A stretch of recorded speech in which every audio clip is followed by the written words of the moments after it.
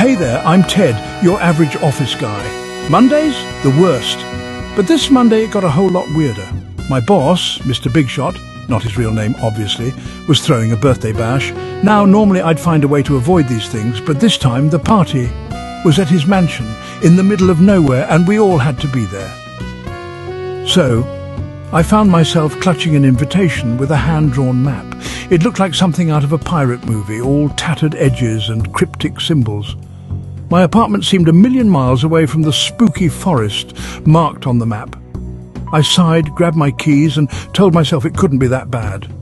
Little did I know this wasn't just any party. It was the beginning of a night I wouldn't soon forget, filled with secrets, magic and a whole lot of questions.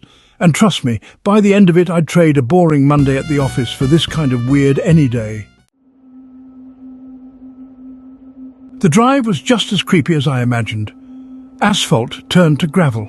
Streetlights gave way to towering trees.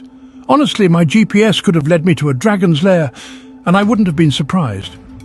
The forest pressed in on either side of the road, dark and silent, except for the rustle of leaves. It was like the woods themselves were watching, waiting. I could swear I saw shadows moving between the trees, but when I looked again, there was nothing there. Just when I thought I'd taken a wrong turn and ended up in a horror movie, I saw it. A clearing bathed in moonlight, and in the centre a mansion that looked like it belonged in a fairy tale. It was all turrets and towers, with windows that glittered like 1,000 eyes. For a moment I forgot to be scared and just stared.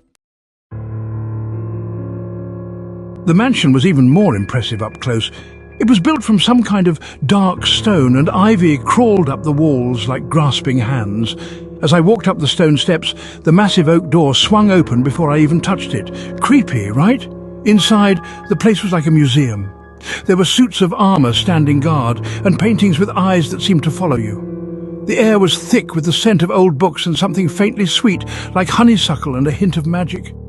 I knew then that this night was going to be anything but ordinary.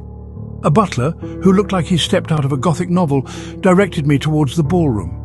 The sound of music and laughter spilled out, pulling me towards the heart of the mansion and whatever secrets awaited me there.